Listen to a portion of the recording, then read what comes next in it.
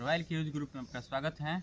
और हम लोग जो इतिहास पढ़ रहे हैं लुसेंट से, उसमें आज हम लोग का शुरू हो रहा है मध्यकालीन भारत, जिसमें आज सबसे पहला टॉपिक है इसमें अरबों का आक्रमण। इसके साथ मोहम्मद गजनी तथा गौरी के बारे में पढ़ना है। तो चलिए शुरू करते हैं। भारत पर आक्रमण करने वाले, यानी कि भारत पर सबसे पहला सफल आक्रमण केकरा द्वारा कल गुरु है? तो मोहम्मद बिन कासिम के द्वारा कल गुरु है। तो जब मोहम्मद बिन कासिम आक्रमण कैले रहे तो घड़ी सिंध पर विजय पहले रहे। कब? 712 ईस्वी में। तो वो घड़ी सिंध पर केकर शासन चलत रहे? दहिर के शासन चलत रहे। ठीक। अच्छा, अरबवासी जो भारत पर आक्रमण करते रहसन, यानी कि मुख्य उद्देश्य कौन चीज रहे? धन दौलत लूटे के बड़ुए, इस्लाम धर्म के प्रचार प्रसार करे के बड़ुए। ठीक, एक में यह न बड़ुए मैंने शुरुआत बड़ुए। ठीक, एक बाद आई रहे कौन शासक? तो मोहम्मद गजनी आई रहे।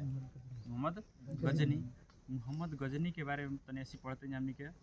तो 932 ईस्वी में अल्पतगीन नामक एगो तुर्की सरदार रहे जौन गजनी साम्राज्य के स्थापना कैले हैं। गजनी साम्राज्य की स्थापना किसने? अल्पतगीन के द्वारा कैल गुरु है। और राजधानी अपन गजनी में बना दिले। गजनी के स्थापना कैलस, गजनी में भी अपन राजधानी बना दिलस। ठीक। अल्पतगीन के मृत्यु भइला के बाद में गजनी के जौन शासक बन रहे तो के बन रहे? तो प्रीतिगीन बन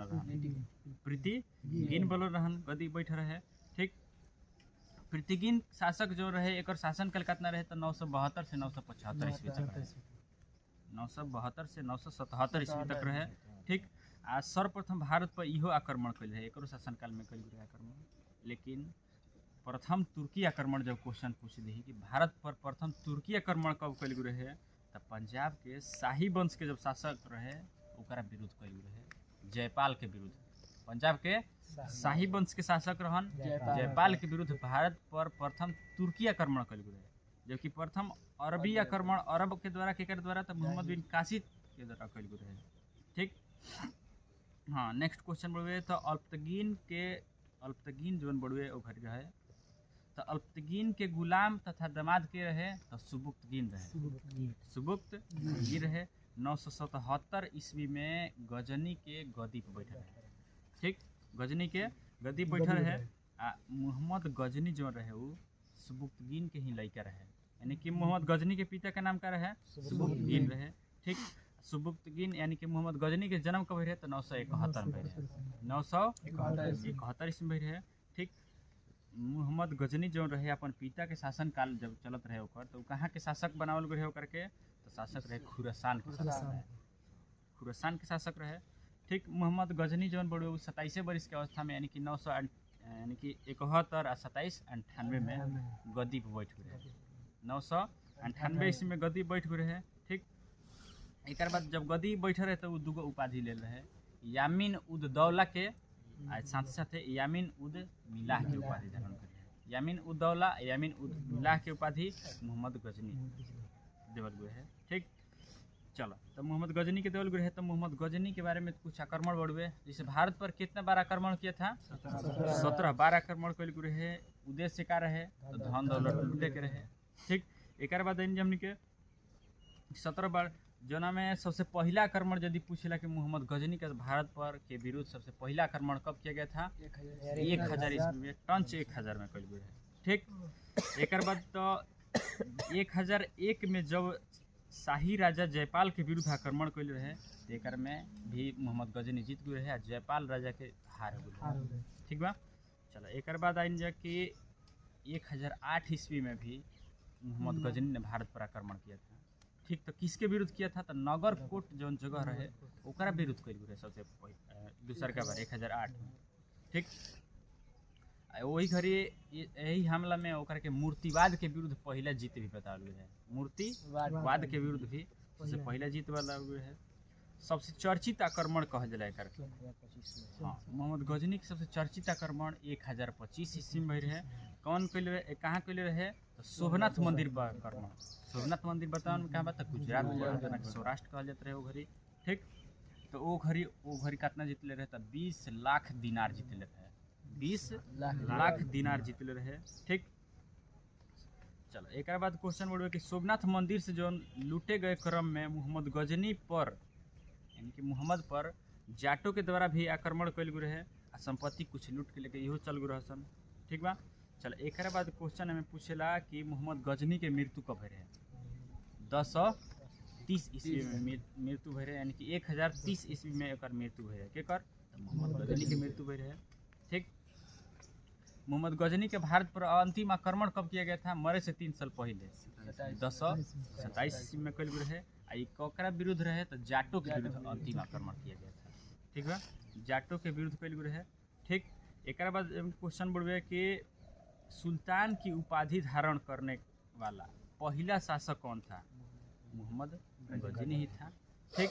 एक दरबार में कुछ बहुत महत्वपूर्ण कवि रहते रहन जैसे कि फिरदौसी अलबरूनी उतवी फरूखी सब जौन बड़न एक दरबार में रहते रहन मोहम्मद गजनी के दरबार में ही रहते रहन।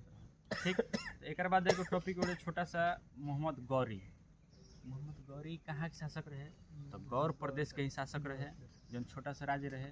कब बैठे रहे गद्दी पर शासक बन रहे 1173 ईस्वी में शासक बन रहे 1173 ईस्वी में बन रहे। ठीक। सुबुक्तगीन मोहम्मद गौरी एक पूरा नाम रहे। गौरी के पूरा नाम सुबुक्तगीन मोहम्मद गौरी शहाबुद्दीन मोहम्मद गौरी के पूरा नाम। ठीक।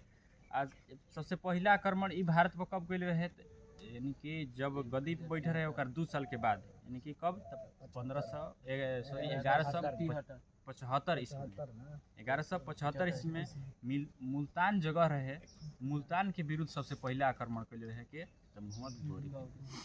ठीक। शहाबुद्दीन मोहम्मद गौरी रहे। क्वेश्चन पूछेला कि दूसरका आक्रमण कब कैले रहे 1178 ईस्वी में पाटन के विरुद्ध। पाटन वर्तमान में कहाँ बा गुजरात के विरुद्ध सबसे पहला दूसरका आक्रमण कैले रहे। जब पाटन में आक्रमण कैले रहे तो घर राजा के रहते रहे तो भीम द्वितीय के विरुद्ध कैल रहे। ठीक। मोहम्मद गौरी जब रहे तो ओकर द्वारा कुछ युद्ध भी कैल रहे जैसे कि सबसे पहले युद्ध तराइन के प्रथम युद्ध हुए रहे 1191 हुआ था जो किसके बीच में था गौरी और पृथ्वीराज चौहान के बीच हुए रहे। पहला बार में तो गौरी हार गए रहे यानी कि पहला बार में विजय के कर भइल पृथ्वीराज चौहान के लेकिन दूसरका में गौरी जीत गए रहे। ठीक बा। तो दूसरका भी भय रहे तो पृथ्वीराज चौहान गौरी के बीच भय रहे 1192 फिर भय रहे एगो 94 में जो कहल जाला चंदवार के युद्ध भय रहे 94 में चंदवार के युद्ध भय रहे केकरा बीच तो गौरी जयचंद के बीच भय रहे यहू में गौरी जीत गए रहे।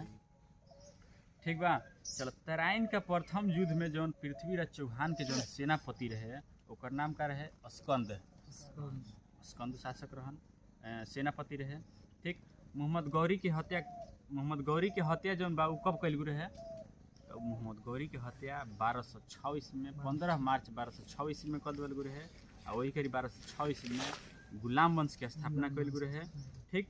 मोहम्मद गौरी जो एजा से लौटत जात रहे तो गजनी जात रहे तो अपने सेनापति की जितना भी जगह रहे वो सब सेनापति के ही सबके चल गए रहे। ठीक। एक मृत्यु कब रहे मोहम्मद गौरी के हत्या कब रहे कर मोहम्मद गौरी के 1206 ईस्वी में कौन वंश की स्थापना गुलाम वंश की स्थापना भइल है। चलिए नेक्स्ट वीडियो हम लोग पढ़ेंगे नेक्स्ट क्लास करेंगे सल्तनत काल जिसमें सबसे पहला टॉपिक होगा हमारा गुलाम वंश। धन्यवाद।